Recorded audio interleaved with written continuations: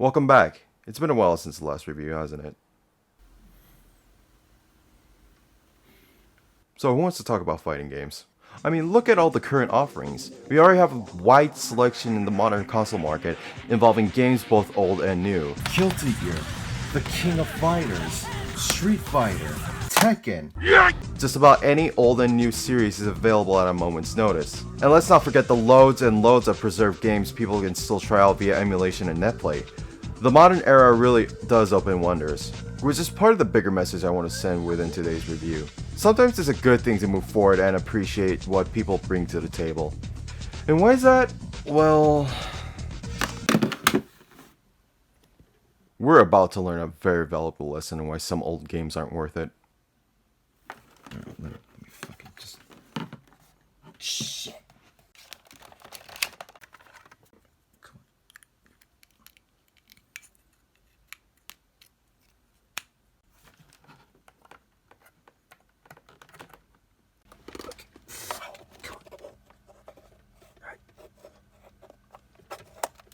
There you go.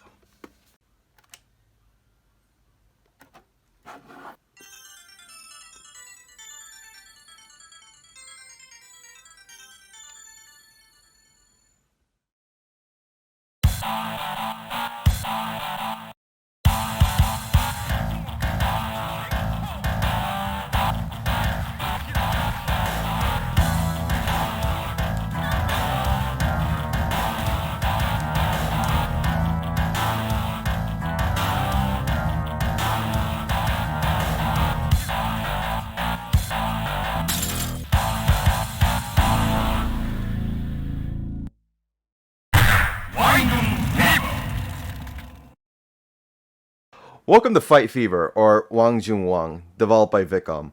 Now, right after I've said this, the first thing that comes to your mind is, what are you showing me and what does any of this mean? Well, first off, that's Korean for King of Kings, or Best of Best, depending on how literal you translate it. Second, one of the translated names doesn't mean that this is a religious game, rather a fighting game that combines mechanics of similar games released at the time. And third, I'm not talking about Viccom, rather a Korean electronics company that worked with SNK for a brief period.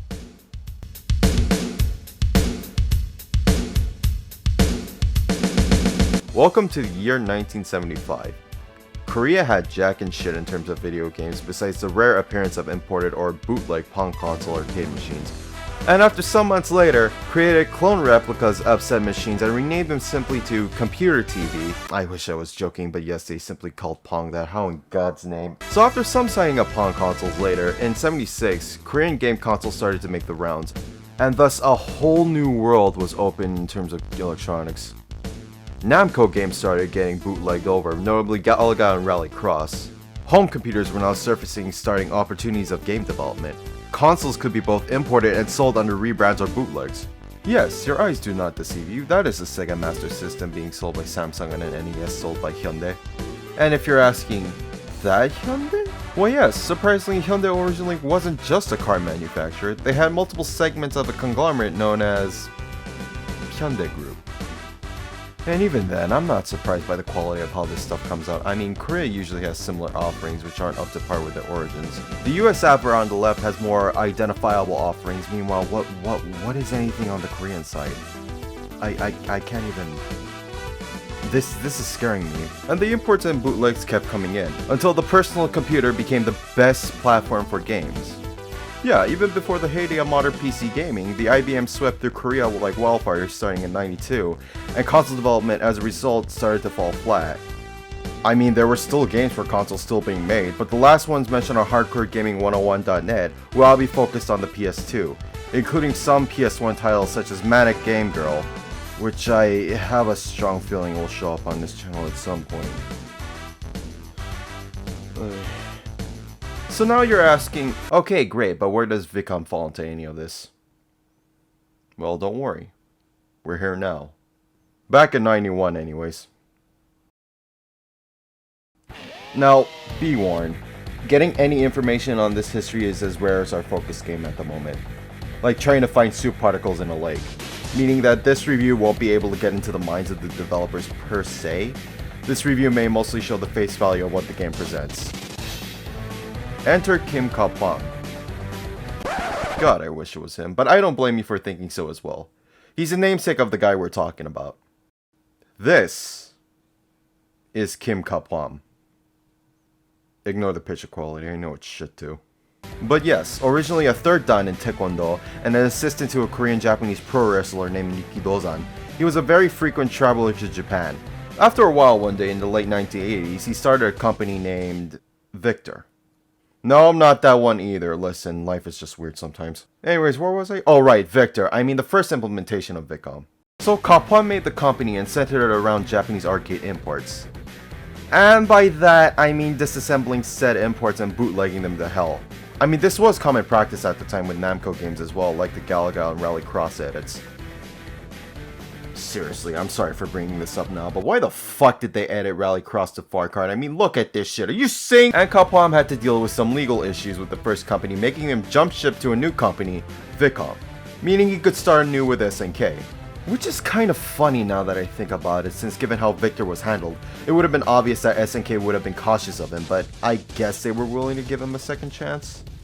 And so after some help in the form of development tools, SNK staff, and training of Viccom staff in SNK's headquarters for 1 year, dear god, and their first title, if not the first fighting game ever made in Korea, was created. And then the game was shipped out to the world in 1994, with Japan getting the game the earliest around the 28th of June, the rest of the world getting it somewhere around July, and Korea finally getting their in-house created game in September. May I remind you that this is a Korean-made game, and they got this game dead last. This should be a direct reflection of how the quality of this game is. No, seriously, how the fuck do you mess that up? You make the game, and you don't even sell it in your country just because of publishing issues? And that reflection of quality? Oh yeah, I'm not beating around the bush now, I'm dropping it straight. This game is shit. It's odd, really. First time I ever saw this game was a freak accident. Essentially a YouTuber by the name of M Bizarro, who's a really great task vs task video creator, go check him out after you're done with this video, made 3 tool-assisted speedrun videos involving this game. I wouldn't see what the hell the game was until his second video, published on January 11, 2019, where I stumbled upon the view of the 2 main shotos of this game. And looking back at the video again, I was still stupefied and mortified as to what I was seeing. Korean voices? Specials displayed in Chinese characters? These janky ass moves? Blatant rips of Ryo and Ryu all in one? Whack ass backgrounds? What was even any of this? Let me try this out. The moment I thought that sentence out of my mind, I realized I made one of the biggest mistakes in my life. But yeah, the game looks so... what's the word? Yeah, I don't know, man. Like, what would be a word to describe this at this point? Hot garbage that tries to pretend that it's competent. I was thinking about a single word though. I don't know, cause that's the thing. I think that's more of the Or an imitation. right, or imitative. Yeah, imitative. And given 2 years and 7 months later, here we are thanks to emulation. Now let me be very clear about this. I don't condone piracy. However, I also can't say that you can legally download the ROMs anyway, even with fair use rules and software like FightKit and whatnot. The problem with this though is that if I tell you to just get a copy of Fight Fever, you're going to see the biggest heart attack you can muster. Ready? Here it is. Yeah, $200 to $300 for a shit game?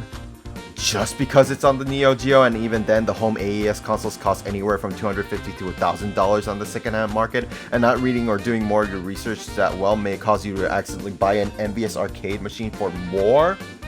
No thank you. Even then, I don't think the vault argument on downloading the ROM files can even be considered for Fight Fever anyways, because I don't think SNK would even consider re-releasing the ROM in any collection or compilation console anytime soon. So by all means, if you want to experience this in FightKit, not that you want to, go nuts. Even then, I wouldn't condone it just because I'm using this current ROM for the purposes of reviewing the game. Hell, I mean, that's how I've been recording footage anyways. The Neo Geo console I bought was just for show and just because it was the only cheapest option of using a Neo Geo console. And even then, I wish I had the original AES console. The problem using that would be the cartridge. It's too obvious if I used a different game for the shot. At least I have this spiffy controller which uses a D-stick for a D-pad and has the buttons laid out in typical console fashion, unlike the arcade sticks. God, just thinking about using those original arcade sticks make me rich, especially for fighting games. But still though, I'd exercise caution when trying to find something like this on the internet. Fightcade makes you find the ROMs it needs to run, so be careful. Even if it's the internet and files are bound to show up easily. So first let's talk about the story. Fuck no! Who cares about story or fighting? You games! Alright! Chill! We'll get there. There's a reason why I want to talk about this. I understand that fighting games usually do share the philosophy about John Carmack. Oh, I'm sorry, I mean part-time astrophysicist and our only insurance against an overwhelming alien incursion, John Carmack. saying that story in a video game is like story in a porno, hence the unimportance of it. But even then, story integration for fighting games back then were subtle due to being based around where you were at the heat of the moment. Just look at how Street Fighter 1 was developed with the thought of integrating the world and its characters. And even today, fighting games have been trying to incorporate their stories into their gameplay as well. I would say that the modern Midway, NetherRealm Studios, and the current outsource of anime fighters, Arc System Works, are the examples that come to mind, but the original pioneers of this were SNK. Fatal Fury honed how Street Fighter wanted to present its story and did loops around that, with some ground-shaking tropes, like how Fatal Fury 3's story was integrated into its arcade mode, and the end being Geese winning, and causing a chain of events for his death in Real Bout Fatal Fury and his presence in the games after Real Bout 1. So there is some potential for fighting game stories, especially SNK-centered ones. What's Fight Fevers?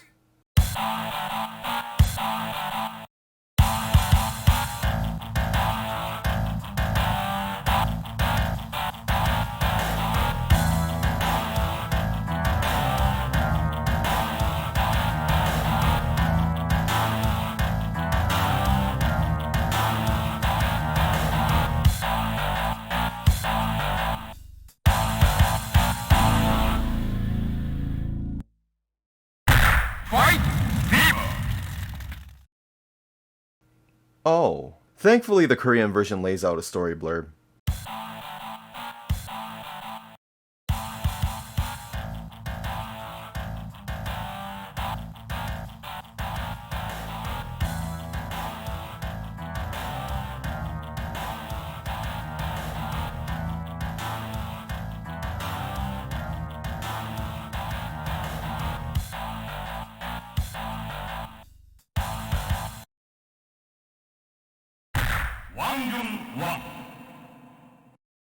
Much better than what the rest of the world got, right? But yeah, essentially this guy in the title screen whose name is Master Tegu. Just Master Tegu. Okay. And he decides one day to hold up a taekwondo tournament which catches the eye of 8 fighters, including one Han Bedal, the protagonist of this game. And that's all she wrote. Yeah, no deep story for this one, just a simple bare-bones game about some guy trying to be the best fighter.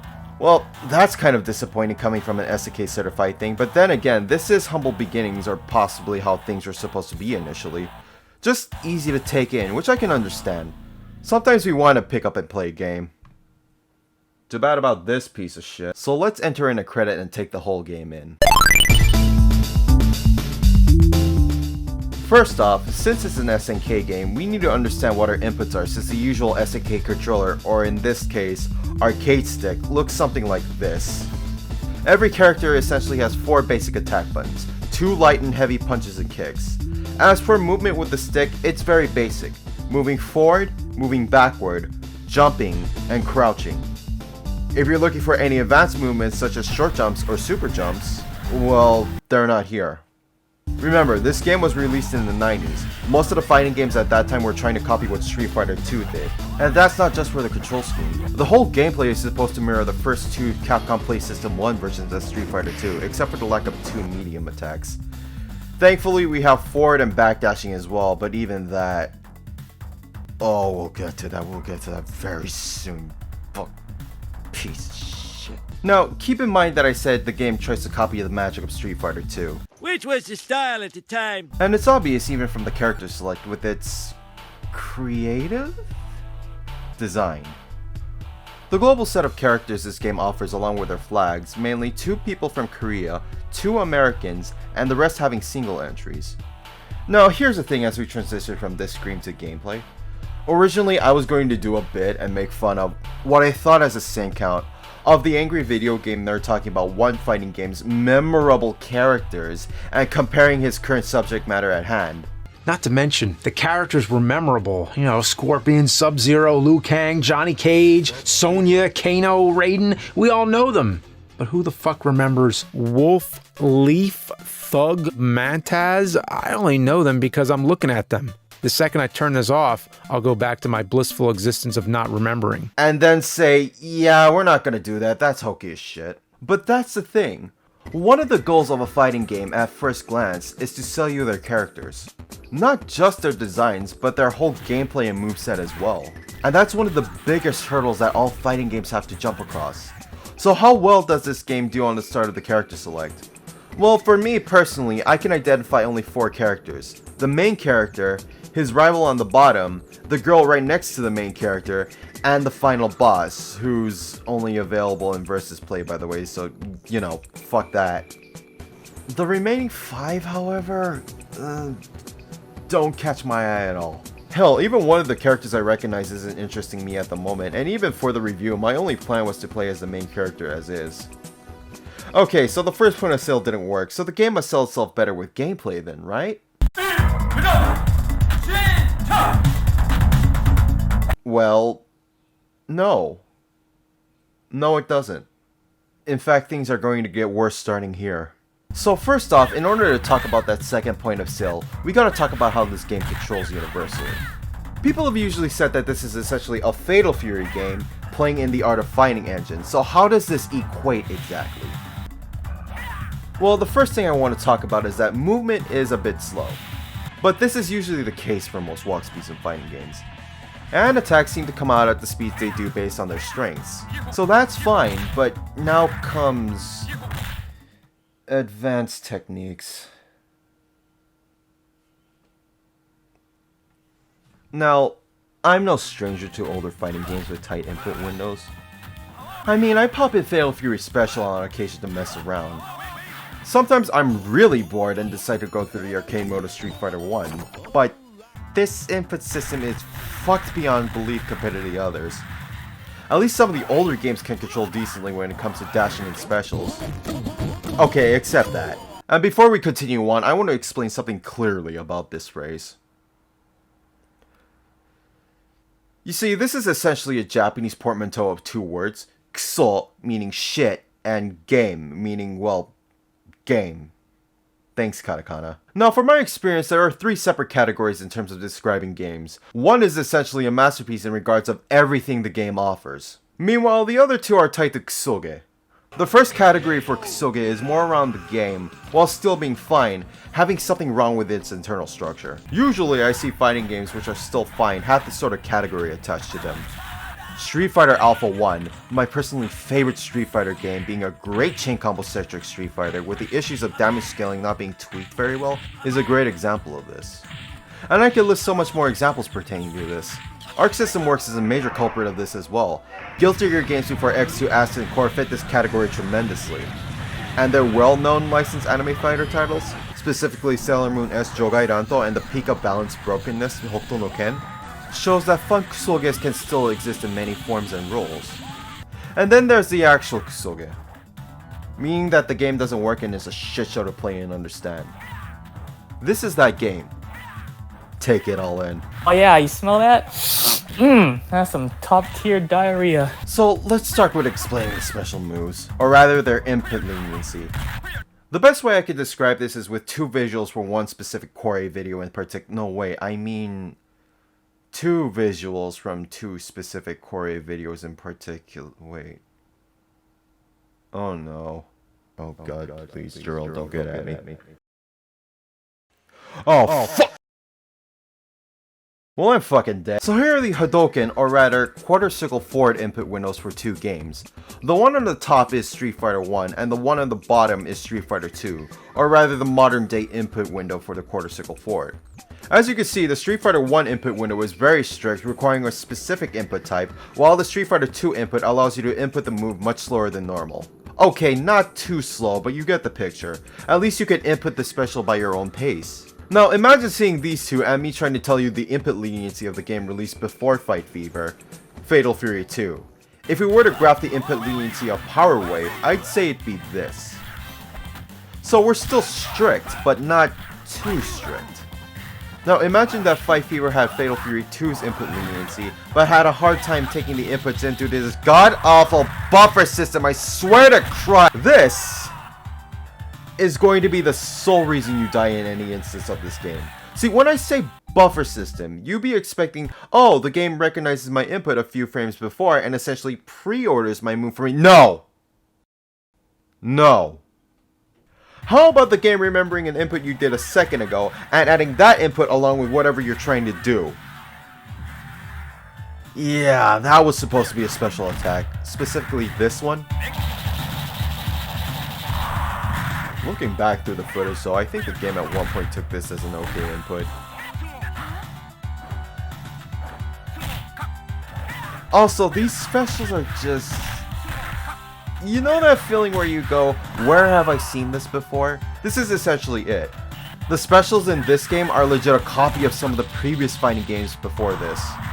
There's a small amount of videos showing the similarities, but here's some that come to mind.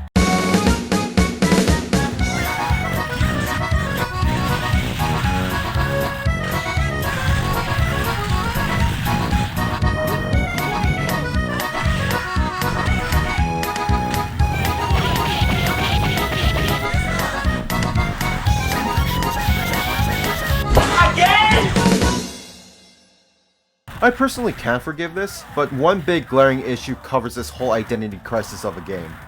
Almost all of the characters have the same functions of specials. Now, it's understandable to have copy characters in fighting games. Even Street Fighter 1 and Street Fighter 2 did that with our main Shotos.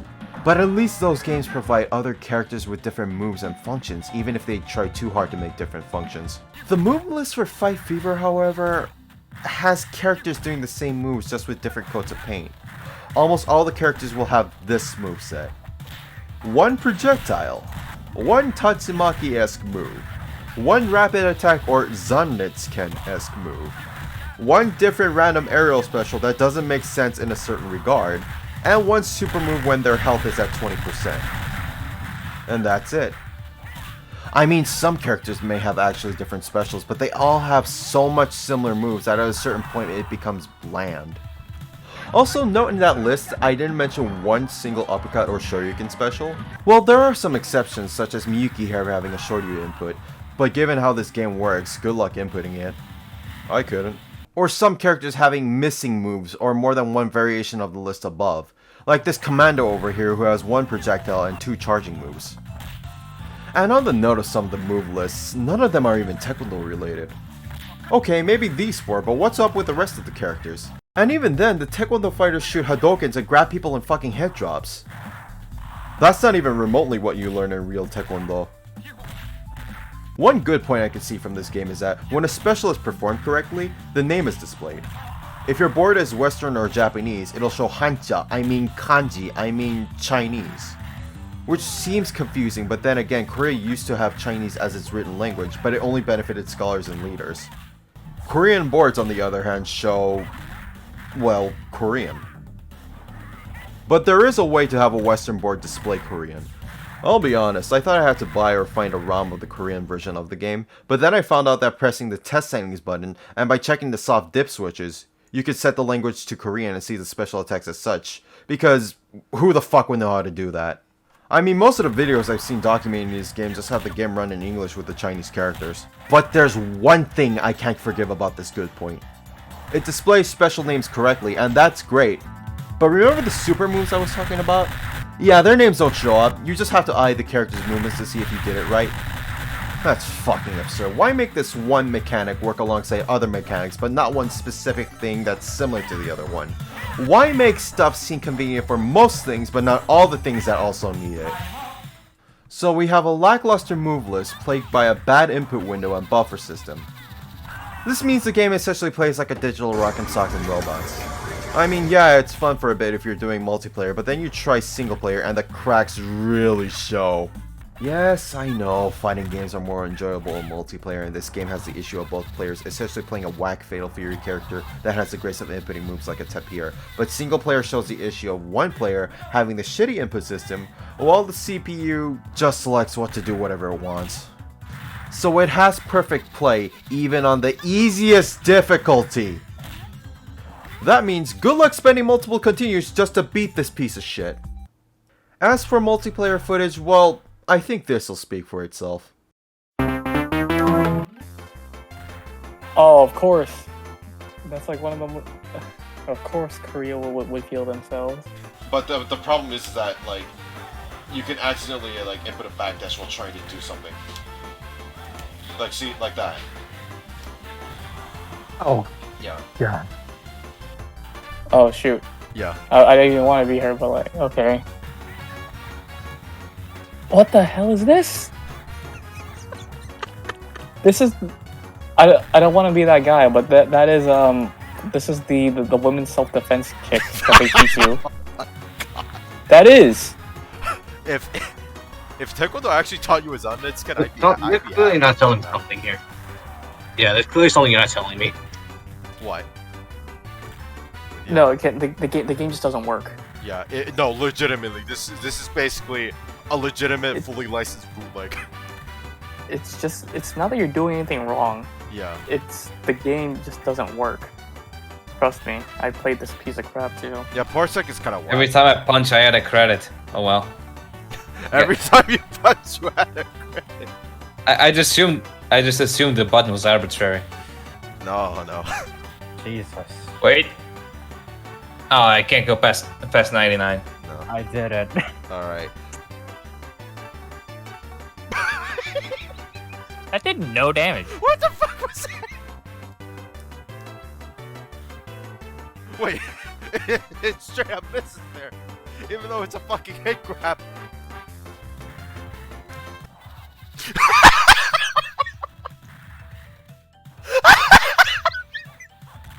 What the fuck? Now that I have so many questions about. You too? I thought it was just me. Yeah, a lot of command grabs still happen even I'm in the air. Keep in mind, I don't know this. Oh, Again, Did you do it? Did you do it and claw my balls? I have no idea. All I know is that this game doesn't work. Yeah. Christ. This game doesn't even like pretend that it works.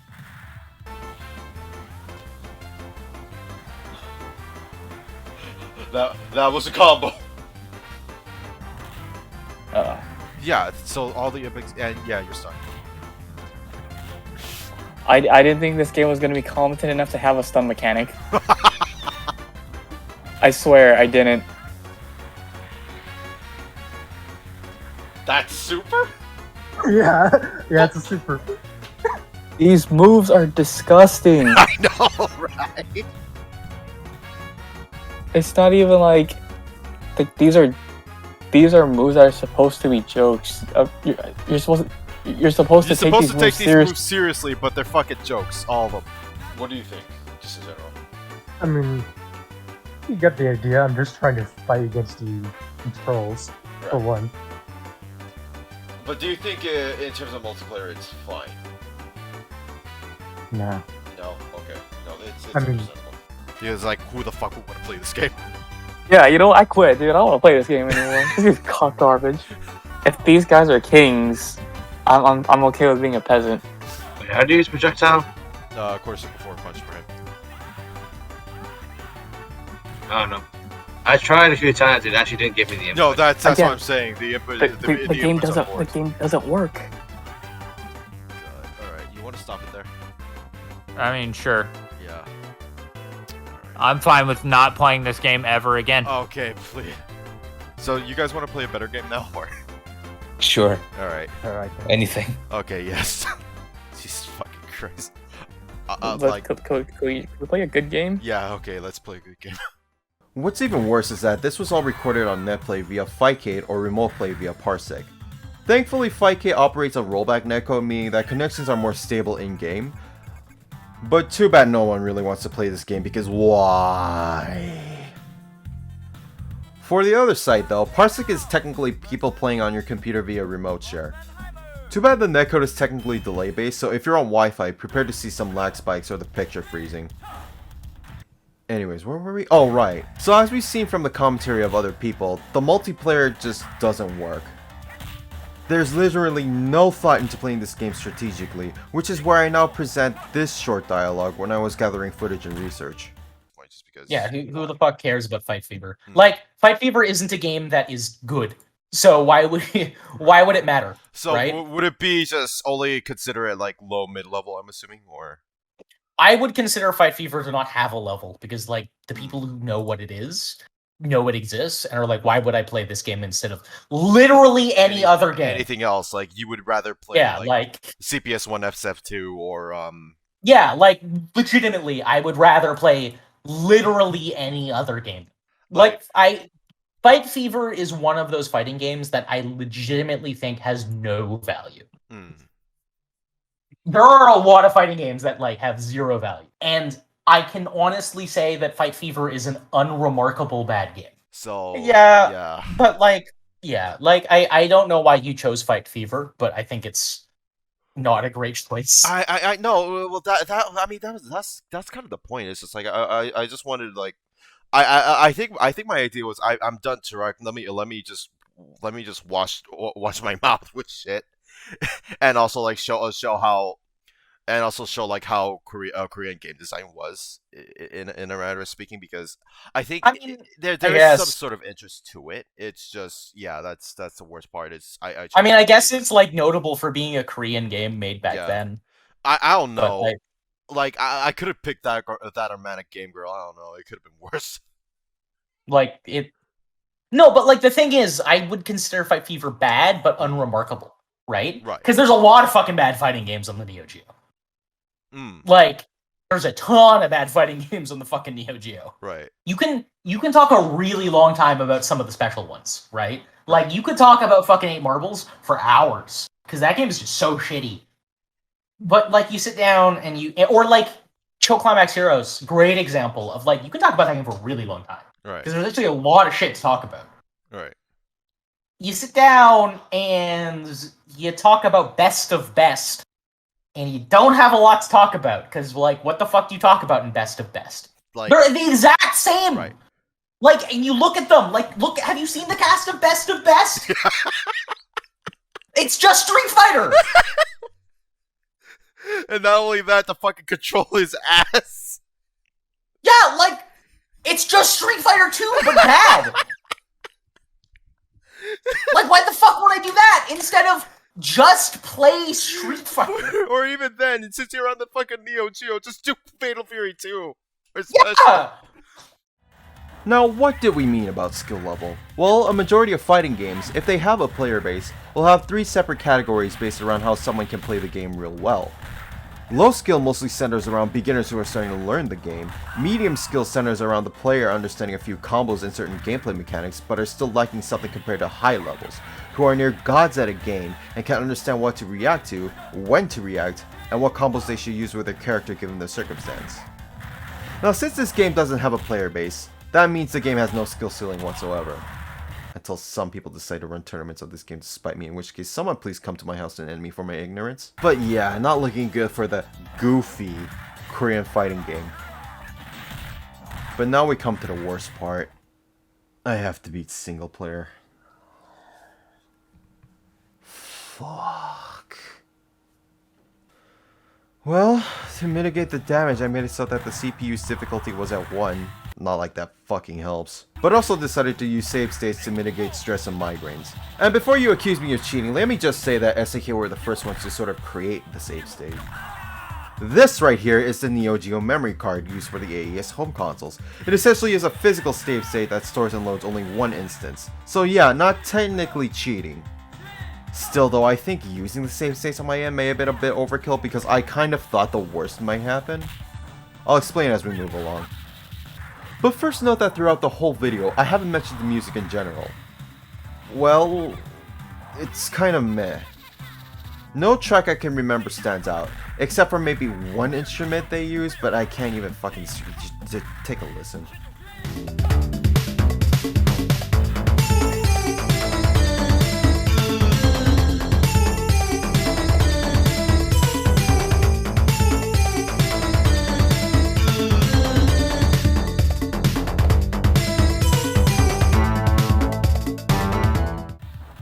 Yeah, not that good. I could say that I only remember one track, but we'll get to that later. Coinciding with that is the stages. They're meh too. Doesn't matter if I'm in a Japanese subway, a basketball field, Oktoberfest, or a park near the Han River. See, I know my geography. I mean, the scenes look nice, but I'm still stuck in a blank game that plays like shit. Regardless, after beating all the 8 other contenders, including yourself in a mirror match, you then get the opportunity to fight against Master Teguk, who essentially suffers the same issues in his move list. But now he has a stretchy hit grab, and a dive kick that's... unblockable? What the fuck? But I beat him after saving and loading one save state. And that was also another thing. I guess it may have been after paying multiple continues, but the moment I decided to use a save state, the fight kinda got easier. But that may also be because my attack pattern became this.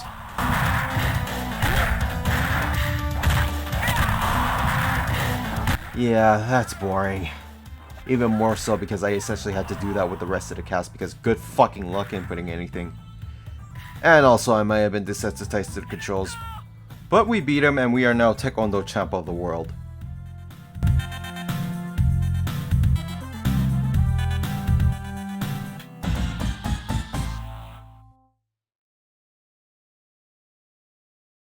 But wait!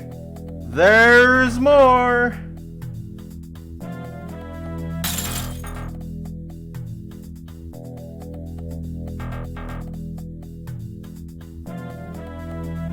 Apparently your antics caught the eye of one very strong challenger that isn't related to Taekwondo. And he's all for your ass. So time to go back to Japan on the Tokyo Tower to fight Ryo Sakazaki, I mean... Karate Kenji. Yeah, nice naming, assholes. Dear God, cue the fucking I'm your father voice line. Anyways, welcome to the Super Boss, voiced by the then Ryo Sakazaki and Haomaru, Usui Masaki. Kinda cute considering the connections, but god damn this moveset. A low profile projectile. An invincible tackle. A wonky ass Tatsu he can cancel anything after it hits. Whatever the fuck this unblockable stomp is. And the best move of all. Wait, what the fuck? Did he just teabag me? And this is where the save states were kind of overkill, because the reason why I had them in the first place was to record footage of both the English and Korean text, and I thought I would only have one shot against the Super Boss, but no, you always fight him no matter how well you do, and you could continue as many times as you want. You know, if you hack him in, his results screen is the same for both win and loss, but we won't be seeing that.